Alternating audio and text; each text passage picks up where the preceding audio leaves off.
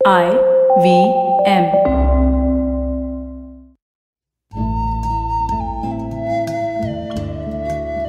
IVM के Hindi travel podcast टेढ़े मेढ़े रास्तों पर आपका स्वागत है। टेढ़े मेढ़े रास्ते ही क्यों? वो इसलिए कि घूमना भी तो ऐसे ही रास्तों की तरह पेचीदा और लगातार उतार चढ़ाव भरा होता है, जहां हर पल कुछ नया देखने और महसूस करने को मिलता रहता है। शर्त बस यही होती है कि आंख कान खुले रहने चाहिए। मैं हूं केशव चतुर्वेदी और मैं आपको ले चलूंगा इस जबरदस्त यात्रा पर और सुनाऊंगा ऐसी मजेदार कहानियां शहरों, किलों, महलों, सड़कों और सबसे अहम इंसानों की, जो पिछले 20 साल से ऐसे ही रास्तों पर भटकते हुए मैंने सिर्फ आपके लिए इकट्ठा की हैं। तो आइए शुरू करते हैं।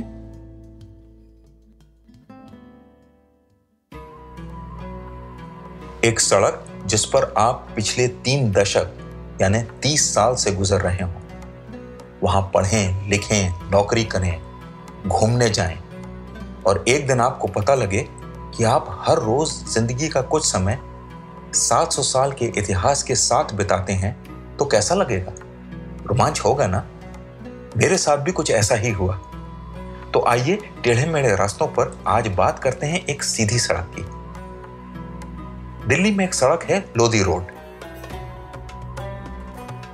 करीब 3 किलोमीटर लंबी यह सीधी सड़क इतिहास के उतार चढ़ाव की कहानी को बड़े प्यार से संजो कर रखे हुए है। नई दिल्ली की यह एक महत्वपूर्ण सड़क है और शायद दुनिया में इकलौती ऐसी सड़क होगी जिस पर करीब 700 साल का इतिहास बिखरा हो।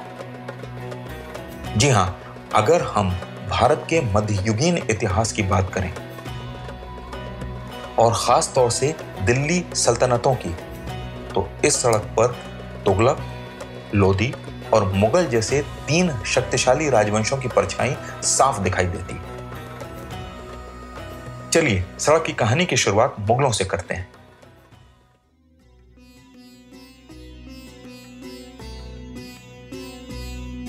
इस सड़क के पूर्वी छोर पर हुमायूं का मकबरा है और पश्चिमी छोर पर सफदरजंग का।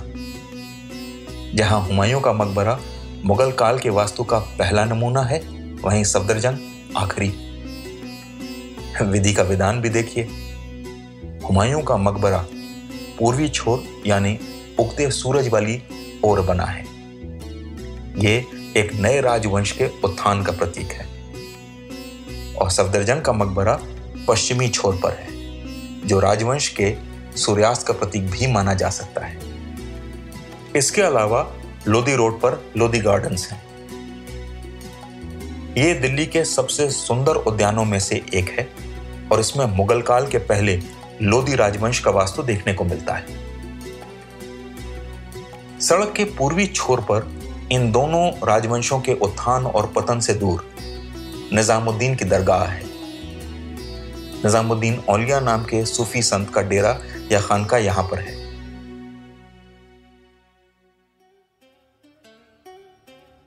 किंवदंतियों के अनुसार जिस समय यहां बावली का काम चल रहा था, उसी समय तुगलक राजवंश के राजा गयासुद्दीन तुगलक ने तुगलकाबाद किले का निर्माण भी शुरू करवा दिया।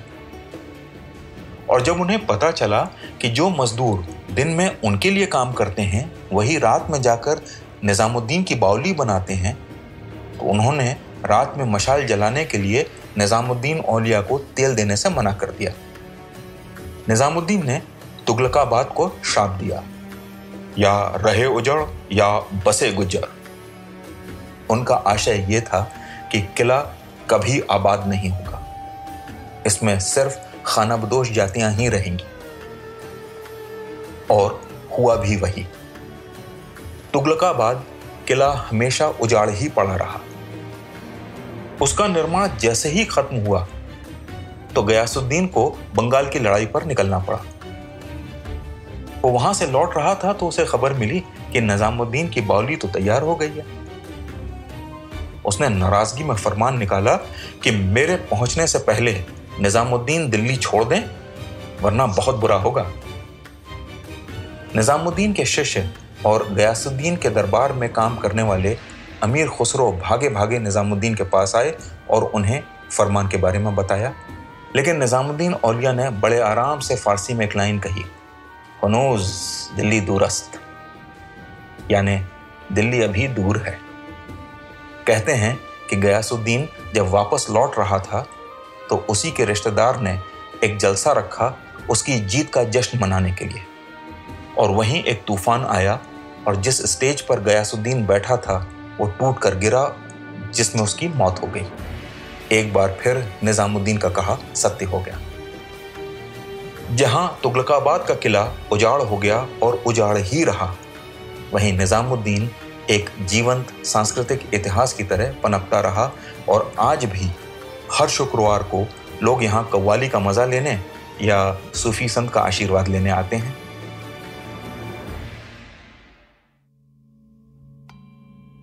इस दरगाह के आसपास हिंदी और उर्दू के 2 बड़े कवियों की कब्रें भी हैं। इनमें एक रहीम तो अकबर बादशाह के नौरत्नों में एक थे और दूसरे गालिब, जो आज भी हमारे मानस पटल पर छाए हैं और उनके शेर हमारी बातचीत का हिस्सा हैं। लोधी रोड पर इतिहास के प्रतीकों के बीच यूं ही बेमकसद टहलना मुझे बहुत रोमांच देता है। इन स्मारकों के पत्थरों को छूकर ऐसा लगता है जैसे आप वापस इतिहास में 700 साल पीछे चले गए। हुमायूं का मकबरा हो या सफदरजंग का, लगता है जैसे हम शहंशाह के सामने खड़े हैं, बस किसी भी समय उठकर वो खड़े हो जाएंगे और अपनी कहानी सुनाने लगेंगे। जमीन में दफन उनके मिट्टी हो गए शरीर ये एहसास कराते हैं कि सत्ताओं और राजवंशों का उत्थान और पतन होता है, लेकिन सभ्यता, संगीत और संस्कृति की कहानी शाश्वत चलती रहती है। ऐसा नहीं कि राजनीति की उठापटक का उस पर प्रभाव नहीं पड़ता, बिल्कुल पड़ता है, लेकिन उसका प्रवाह सब कुछ अपने अंदर समेटकर उसे एक नए अंदाज में, एक नए कलेवर के साथ हमारे सामने प्रस्तुत करता है। आज जब शहर और 21वीं शताब्दी लोधी रोड और उस पर बिखरे इतिहास को घेर कर निगलने को तैयार है, उसमें सड़क के पूर्वी छोर पर संस्कृति का एक जीवंत कोना ही हमारे वर्तमान को बीते हुए कल से जोड़ने का अमूल्य काम कर रहा है। तो आज टेढ़े मेढ़े रास्तों का सफर इसी मील के पत्थर पर खत्म होता है। अगली कड़ी में फिर किस्सों के किसी नए मोड़ पर मिलेंगे और वहां से फिर नए मील के पत्थर तक साथ चलेंगे।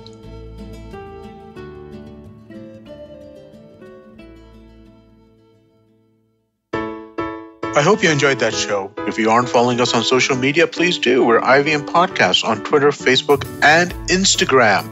I'd like to thank the sponsors on the network this week, Cred, TheWholeTruthFoods.com, and Seat Tires. We really do appreciate the support. So the last year's been tough for all of us, and the second wave of COVID really hit us badly.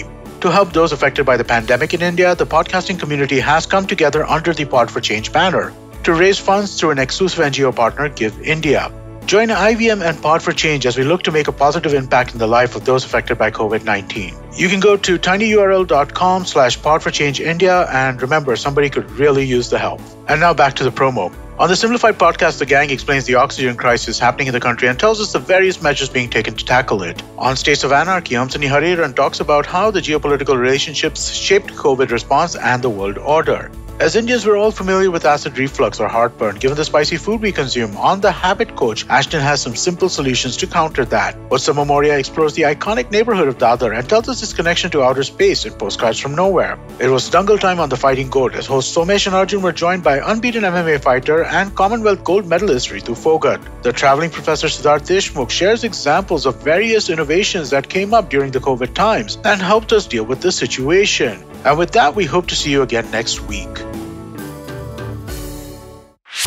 Whether you're an established sports person or a budding one, or simply a sports enthusiast, join us, Tanvi and Shlok.